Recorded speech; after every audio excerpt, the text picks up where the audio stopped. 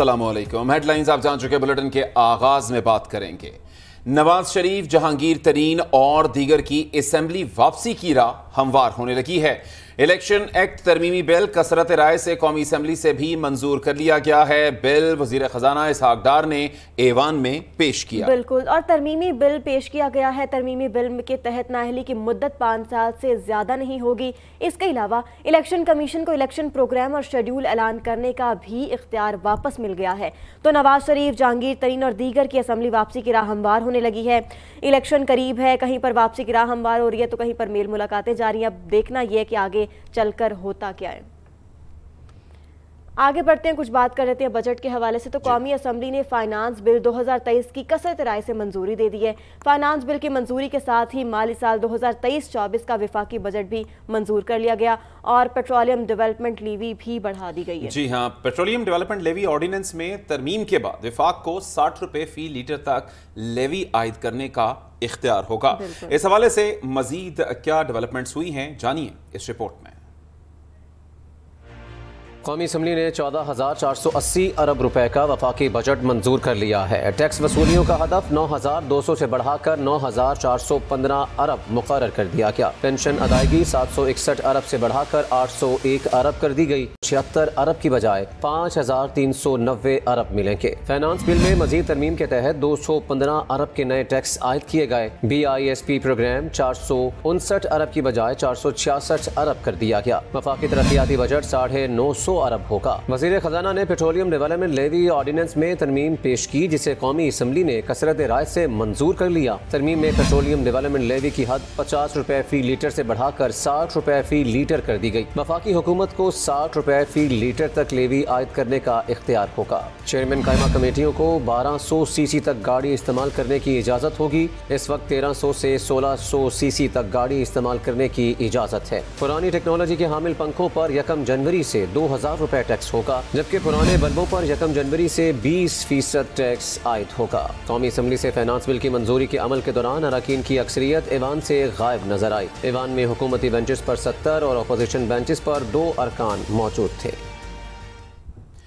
दूसरी जानिब वजीर खजाना पर तनकीद का सिलसिला भी जारी है। PTI रहनुमा शाह महमूद कुरैशी ने वजीर खजाना इसहाक डार के इस्तीफे का मुतालबा कर दिया है। कहते हैं कि इसहाक डार के बजट को IMF और तमाम इदारों ने मुस्तरद कर दिया है। कौम पर बजट की मद में 215 अरब रुपए के नए टैक्सेस लगाए जा रहे हैं। बिल्कुल, मजीद कहते हैं कि इसहाक डार पर IMF को एतबार नहीं है। इसहाक डार ने जो रेवेन्यू अहदाफ बजट में रखने थे वो नाकाफी थे। IMF ने इसहाक डार की एमनेस्टी स्कीम को भी मुस्तरद कर दिया। उन्होंने मजीद भी गुफ्तगू की, वो आप उन्हीं की जुबानी सुन लीजिए। वोटर से पूछ 12 घंटे की लोड शेडिंग हो रही है और इस लोड शेडिंग पर मजीद इलेक्ट्रिसिटी टैरिफ बढ़ाने की बात की जा रही है, रिवीजन की बात की जा रही है। तो ये बजट कौम भी मुस्तरद कर चुकी है, ताजिर भी मुस्तरद कर चुके हैं, सनतकार भी, किसान भी और अब IMF ने भी मुस्तरद कर दिया है। डार साहब, मेरी आपसे गुजारिश है और किसी और को ये जिम्मेदारी दें जो ये काम संभाल। दूसरी जानिब ख्वाजा आसफ भी चेयरमैन सेनेट के मराद पर बोल पड़े हैं। कौमी असम्बली के इजलास में खिताब करते हुए उन्होंने कहा कि मौजूदा मौशी हालात में चेयरमैन सेनेट के मराद का दिफा नहीं किया जा सकता। जी हाँ, सेनेट में जो कुछ हुआ कौमी असम्बली की हिमायत ना करे। पार्लियामेंटेरियंस अपने पैसों से हज करने जा रहे हैं। IMF से जल्द मुआहिदा मुतवक्के है। ये प्रोटोकॉल ना इस्तेमाल करें। 4-5 ओहदे हैं जनाब वाला, आप सिंबल हैं पार्लियामेंट के, आपके ओहदे का एक प्रोटोकॉल है, बिल्कुल जस्टिफाइड है।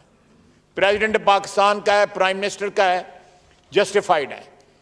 लेकिन हमारे या चेयरमैन सेनेट का जो प्रोटोकॉल है बिल्कुल जस्टिफाइड है। ये आईनी ओहदे हैं, इनका प्रोटोकॉल जो है वो किसी ना किसी तरह उसकी जस्टिफिकेशन मौजूद है। मैं लोगों की दिल आज़ारी नहीं करना चाहता, ये ना करें। ये लोग जब देखते हैं आगे पीछे सायरन बजते हुए या पुलिस जो डालों में बैठी हुई देखते हैं, पुलिस जो है, लोग गाली देते हैं। ये हमें एहसास होना चाहिए। और मैं आपको बता रहा हूं कि गाड़ियां जो है स्पीड के साथ ना सिर्फ सड़क पे चलाते हैं, पार्लियामेंट लॉजेस के अंदर भी चलाते हैं डाले। सर, ये अप स्टार्टेड हरकतें जो है अच्छी नहीं लगती। अल्लाह ताला ने इतनी इज्जत दी हुई है, पाकिस्तान की अवाम ने इतनी इज्जत दी हुई है हमारी आने वाली नस्लें जो है ये कर्ज नहीं उतार सकती, या ये हरकतें ना करें। जो हमारे आईनी ओहदे हैं वो जरूर प्रोटोकॉल इस्तेमाल करें, जरूर सिक्योरिटी इस्तेमाल करें। अगर हमें कोई सिक्योरिटी की जरूरत है तो ये रिस्क हमने लिया हुआ है, अगर नहीं वारे में तो छोड़ दें, आराम से आम MNA जो है, बाकी जितने भाई बहन हमारे हैं उनकी तरह जिंदगी गुजारें। जब ओहदे आते हैं तो इस तरह ना करें सर। नाज़रीन, अब आगे बढ़ते हुए बात करेंगे आज़ाद कश्मीर कानून साज असम्बली की, जहां पर 27 रुकने काबीना ने हल्फ उठा लिया है। सदर रियासत बैरिस्टर सुल्तान महमूद ने वज़रा से हल्फ लिया। हल्फ बर्दारी की तकरीब में वज़ीर आज़म आज़ाद कश्मीर, स्पीकर असम्बली और दीगर ने शिरकत की। जी हाँ, आज़ाद कश्मीर काबीना अरकान की कुल तादाद 29 हो गई, जिसमें तहरीक इंसाफ हम ख्याल के 15, पीपल्स पार्टी के 9 और मुस्लिम लीग नून के 4 वज़रा शामिल हैं। Secretary services and general administration Raja Amjad Pervez ने वज़रा की तैनाती का नोटिफिकेशन पढ़ा। और दूसरी जानिब गिरफ्तारियों का सिलसिला जारी है। PTI रहनुमा और साबिक वफाकी वजीर पीर नूरुल हक कादरी को 3 MPO के तहत गिरफ्तार करने का हुक्म दे दिया गया है और डिप्टी कमिश्नर KP ने साबिक वफाकी वजीर की गिरफ्तारी का हुक्मनामा भी जारी कर दिया। जी हाँ, हुक्मनामे के मुताबिक पीर नूरुल हक कादरी को 30 रोज तक जेल में रखा जाएगा। पीर नूरुल हक कादरी पर रियासती इदारों के खिलाफ तकारीर करने का इल्ज़ाम है। तो इस तरह से PTI के जो मुख्तलिफ अरकान हैं उनकी गिरफ्तारियों का सिलसिला जारी है।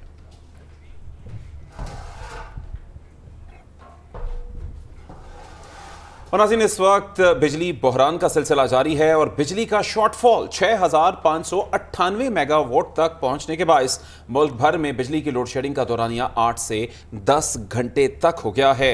ज़राए पावर डिवीजन के मुताबिक बिजली की मजमूई पैदावार 20,402 मेगावाट है, जबकि बिजली की तलब 27,000 मेगावाट है। बिल्कुल ऐसा ही है। पन बिजली की अगर बात करें तो उसकी पैदावार 6,200 मेगावाट है और सरकारी थर्मल पावर प्लांट्स 563 मेगावाट बिजली पैदा कर रहे हैं। इसी तरह निजी शोबे की बिजली घरों की पैदावार 9,000 मेगावाट और विंड पावर प्लांट से बिजली की पैदावार 1,245 मेगावाट है।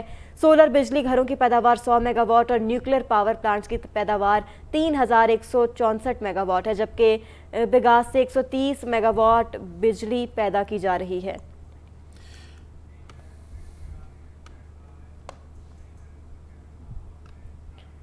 अब नौशहरा का रुख कर लेते हैं। वहाँ पर भी गैर एलानिया लोड शेडिंग हो रही है, जिसकी वजह से आवाम का पारा हाई है। शहरी कह रहे हैं कि पेस्को हुकाम के खिलाफ एक्शन लेना चाहिए और उन्होंने एहतजाजी मुजाहिरा भी किया। सलमान जी हाँ, बिल्कुल, अफसरों के खिलाफ नारेबाजी की गई। मुजाहिरीन का कहना था कि 24 घंटे में से सिर्फ 8 घंटे बिजली आती है और बिजली की जालिमाना लोड शेडिंग खत्म की जाए। वैसे तो ये तमाम सिलसिला पूरे मुल्क में जारी है, क्योंकि कल रात जिस कर्ब में लोग गुजार रहे थे और खासों पे खुद से एक्सपीरियंस करते हुए नजर आता है कि किस तरह से 1 घंटे बिजली आती है और 1 घंटे लोड शेडिंग की जाती है। तो यही सिलसिला मुल्क के तूल व अर्ज में नजर आता है। नौशहरा के आप ये मनाजिर देख सकते हैं, जहां पर बिजली की गैर एलानिया लोड शेडिंग पर आवाम का पारा हाई है।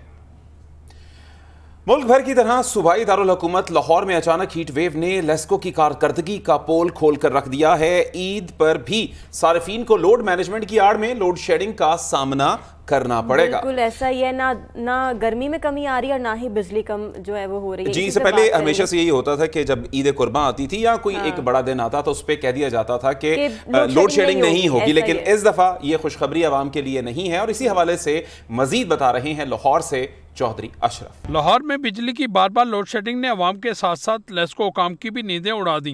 चेयरमैन बोर्ड ऑफ डायरेक्टर्स हाफिज मियां मोहम्मद नुमान का कहना है कि अचानक हीट वेव की वजह से सिस्टम पर दबाव बढ़ गया है, जिससे लोड शेडिंग करना पड़ रही है। दिन रात मेहनत करके इस पर काबू पाने की कोशिश कर रहे हैं। अगले 1-2 रोज में मजीद बेहतरी आ जाएगी। हीट वेव की वजह से बिजली की डिमांड 5,800 मेगावाट तक जा पहुंची, जिससे लोड शेडिंग में इजाफा हुआ।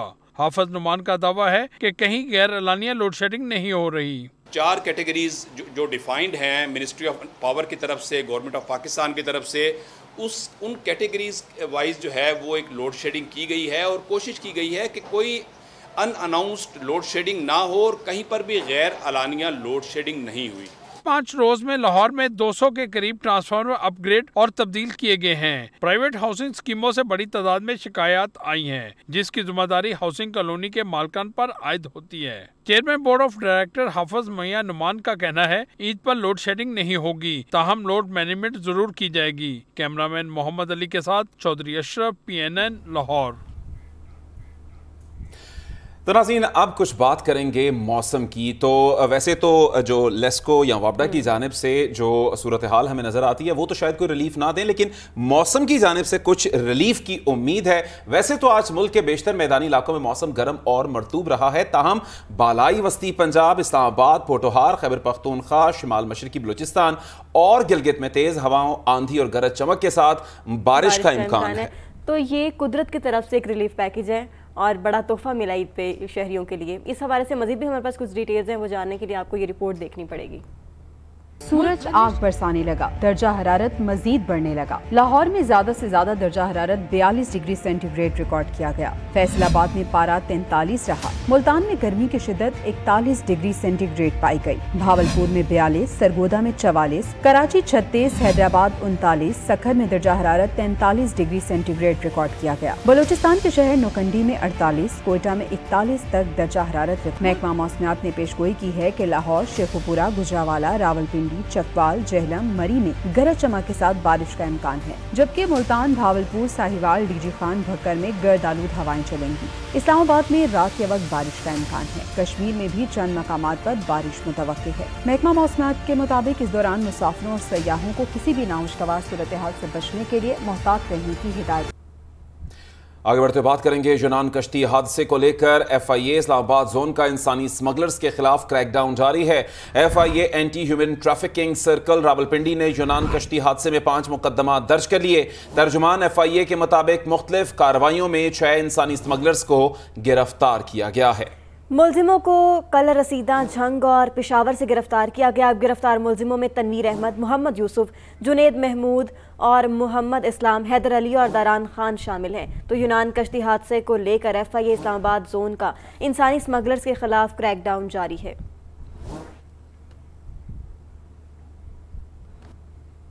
आगे बढ़ते हैं, बात करें और आपको बताएं कि सख्त गर्मी में कूलिंग सिस्टम ठीक ना हुआ। पिम्स अस्पताल के डॉक्टर्स एक बार फिर सरापा एहतजाज बन गए हैं। डॉक्टर्स कह रहे हैं कि हम भी मुश्किल में इस वजह से और मरीजों को भी बड़ी मुश्किल का सामना करना खासतौर पर यह अस्पताल ऐसी जगह होती है कि जहां पर ज्यादा केयर की जरूरत होती है, और ऐसे में इस पिम्स अस्पताल एक पाकिस्तान का मशहूर और एक बड़ा अस्पताल, और वहाँ पर कूलिंग सिस्टम ख़राब है और काफ़ी दिनों से ख़राब है। और इसके हवाले से हम ये मनाजिर देख सकते हैं कि अद्वियात ख़राब नहीं होंगी, ये दावा किया जा रहा है। और ये तमाम तर सूरत हाल पिम्स की कि जहाँ पर डॉक्टर सरापा एहतजाज हैं और यहाँ का कूलिंग सिस्टम काम नहीं कर रहा, और मरीजों का तो यकीनी तौर पर कोई पुरसाने हाल होगा ही नहीं। शबीहा नकवी रिपोर्ट करिए, वो देख लेते हैं। पिम्स अस्पताल के इंतहाई निगहदाश्त के शोबों में एयर कंडीशन ठीक न होने के मामले पर इस्लामाबाद के सबसे बड़े अस्पताल के डॉक्टर सरापा एहतजाज। एमरजेंसी, सर्जिकल, CCU, ICU का कूलिंग सिस्टम गुज़श्ता कई माह से ठीक न करवाया जा सका। एहतजाज में शरीक डॉक्टरों का कहना था कि जब इंतजामिया को पता चल चुका था हीट वेव का, तो कूलिंग सिस्टम या वेंटिलेशन सिस्टम क्यों नहीं बेहतर किया गया। जब से अगर इनको इंडिकेट हो गया था कि इंतजामिया को कि हीट स्ट्रोक आने वाली है, तो हमारा कूलिंग सिस्टम या फॉर दैट से एक वेंटिलेशन सिस्टम भी क्यों नहीं इम्प्रूव किया गया। और हालात ये हैं कि इन्होंने फिक्स्ड शीशे लगा दिए हर साइड से, कोई वेंटिलेशन का निज़ाम नहीं है, कोई एग्जॉस्ट फैन नहीं है। ज़रा के मुताबिक अस्पताल की फार्मेसीज में टेम्परेचर ना होने के बायस जान बचाने वाली सैकड़ों अद्वियात, वैक्सीन और लिक्विड्स के खराब होने के खतरात भी बढ़ने लगे, जबकि अस्पताल की इमरजेंसी में लाए जाने वाले कई मरीजों की हालत काबिले रहम होती है। तर्जुमान के मुताबिक ये मुश्किलात आर्जी तौर पर थीं। साथ गर्मी की शिद्दत, मुल्क भर में इजाफा हुआ। अस्पताल की फार्मेसी में अद्वियात, वैक्सीन महफूज है, ये तासुर दुरुस्त नहीं। फार्मेसी में अद्वियात खराब होने का खदशा था। 70% से जायद मरीज KP और आज़ाद जम्मू कश्मीर और दूर दराज इलाकों से आते हैं। और नाज़रीन, विफाकी वज़ीर सेहत अब्दुल कादिर पटेल का पिम्स अस्पताल का दौरे का मकसद पिम्स अस्पताल में कूलिंग सिस्टम के ब्रेकडाउन का जायज़ा लेना था, और कूलिंग सिस्टम के इंचार्ज पर उन्होंने बरहमी का इजहार किया। सरजनिश की गई और पिम्स के इंजीनियर्स को सख्त हिदायत, रोज़ाना 11 बजे से 4 बजे तक बगैर AC वाली जगह पर खुद बैठने का कहा गया है। एग्जीक्यूटिव डायरेक्टर पिम्स ने वज़ीर सेहत को ब्रीफिंग भी दी। तो आप ये मनाजिर देख सकते हैं कि वज़ीर सेहत ने वहाँ का दौरा किया और वहाँ पर खुद लोग जो मौजूद थे उन्होंने शिकवे किए और शिकायत की, और इस हवाले से अब्दुल कादिर पटेल काफ़ी गुस्से में नजर आए, बरहम नजर आए, और उनकी जानिब से इंजीनियर्स को सख्त जो है उनकी सरजनिश की गई और उनको कहा गया कि ये तमाम सूरत हाल जल्द से जल्द बेहतर की जाए।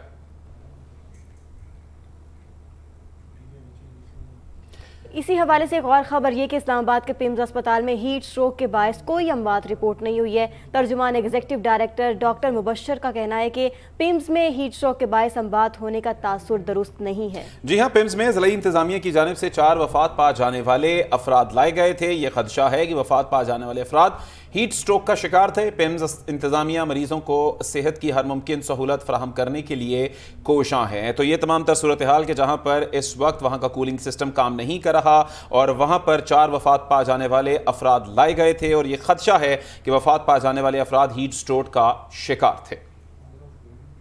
ब्रॉडशीट केस की तहकीकात में पेशरा साबिक चेयरमैन नैब नवीद एहसन और दीगर 2 अफराद को इंटरपोल के जरिए पाकिस्तान वापस लाने का फैसला किया गया है। नैब की साबिक खातून ओहदेदार भी केस में मतलूब तीनों अफराद पर $28 मिलियन की गैर कानूनी अदायगी के इल्जामात लगा चुकी हैं। जी हाँ, विफाकी काबीना की मंजूरी से ब्रॉडशीट केस की तहकीकात का दायरा कार वसी किया गया है। तो ब्रॉडशीट केस की तहकीकात में यहाँ पेशरफ्त हुई है। साबिक चेयरमैन नैब नवीद एहसन और दीगर 2 अफराद को इंटरपोल के जरिए पाकिस्तान वापस लाने का फैसला किया गया है। नैब के साबिक खातून ओहदेदार भी केस में मतलूब तीनों अफराद पर $28 मिलियन की गैर कानूनी अदायगी के इल्जामात हैं। विफाकी काबीना की मंजूरी से ब्रॉडशीट केस की तहकीकात का दायरा कार वसी किया गया।